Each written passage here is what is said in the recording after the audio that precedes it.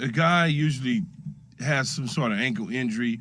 The first initial jolt is always painful. So you're going to see the grimace. You're going to see the calm nature of the pain, but laying on the floor or laying on the field and see the grimace. So the first thing you're going to say is, oh, my God, it really looks egregious. There's something really wrong with it. Mind you, he did stay in the game. The only reason why he came out the game is because, as Steve Kerr pointed out, they're down by 14 points, 2 minutes to go. Why would you keep him in the game? You just get him out of the game, rest him up. That's why immediately after the game, Steph Curry said, I think I'm going to play on Friday. And now, as of yesterday, we know he's going to play today. So I'm not overly worried as much as Jay is about those sort of things, because Jay's looking at the motion, the ability for him to be able to move around and stay quick like he's been in the past. I think he still will be that guy, because once he told me on Thursday he was going to play basically on Friday, I knew it wasn't that deep and that serious. So a couple of things, Max. When you roll your ankle, and I've rolled my ankle many a times and have stayed in games, your adrenaline is so high, right? You're like, oh, I'll stay in it. And you typically strap your shoe up tighter, right? You make your ankle brace tighter in order to keep the swelling down. It's typically the day afterwards where you start getting that ankle tightness. And for me, if it's his left leg, if anything defensively now, if I'm Boston, I'm forcing him to be a driver, right? Because think about it, as a righty, he's jumping off that left leg every single time. So is your lift the same as it was before? Or now you're doing more things off 2 feet that slows you down? So once again, I'm not letting you get going in transition. I'm not letting you get shots. I'm forcing you to be a driver jumping off that left leg. Not only is it normally, I think everyone can relate to not a high ankle sprain necessarily, but some kind of rolling of your ankle. And when it's, think of how much worse a high ankle sprain is. Even if you just roll your ankle kind of just for a second, like, you might be limping for the rest of the day. But a high ankle sprain, boy, you're out of commission. And I'm not saying he has one, but is it his ankle or is it his foot? His foot. His foot. It's his foot. So it's a totally different injury than a foot is totally different than an ankle.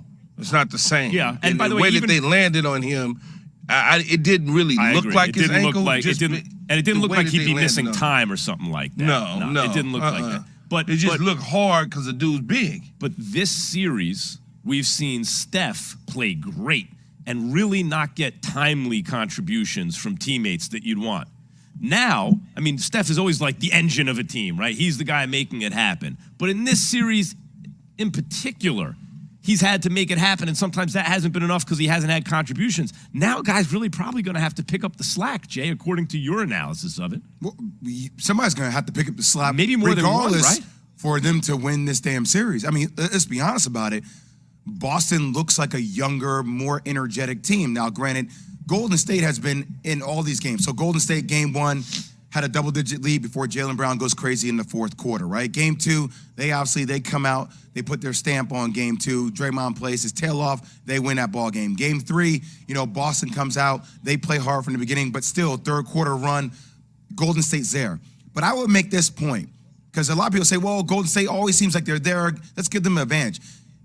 I don't know if Golden State is not as battle-tested over the last month and a half, 2 months, the way Boston has been battle-tested. It almost seems like Boston is more comfortable playing the game in the trenches because they've gone through KD, Kyrie, they've gone through Giannis, they've gone through Jimmy Butler and that team of the Miami Heat. Golden State hasn't had to do anything like that recently. They haven't gone through that. Denver, you're talking about Dallas. Like, it hasn't been those. That's so Memphis interesting. was that a little bit, but Ja Morant going out, it changed that series. That's so interesting because you think automatically Golden State's the more experienced team. But, Key, it's kind of like when you talk about, they had time off, but they had too much time off. Like, Golden State's more experienced, but right now, in terms of the rhythm of the game, actually, Boston has been more consistently battle-tested. They're maybe a little bit more ready as a result of that.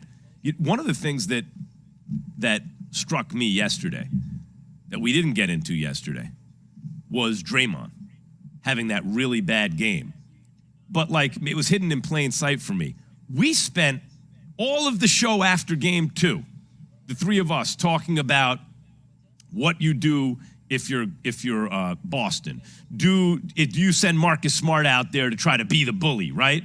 To set the tone.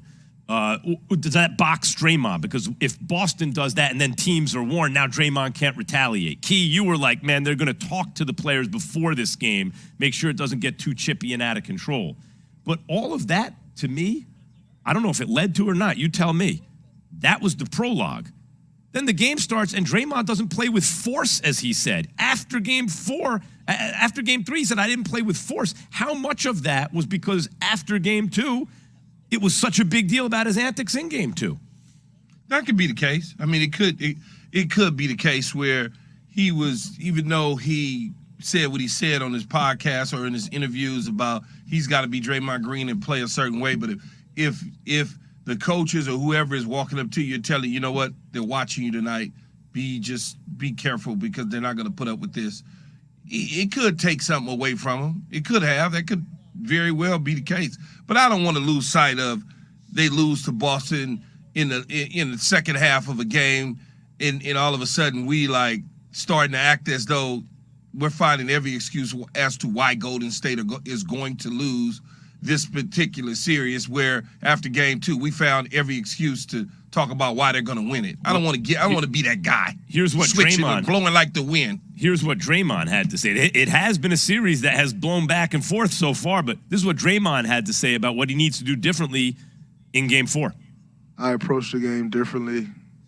Everything else falling in play. There's no big X and O adjustment in the NBA Finals. You know what they do. They know what you do. Now who's going to go play with the more force and win the game? They did that tonight. We got to come out and do that on Friday.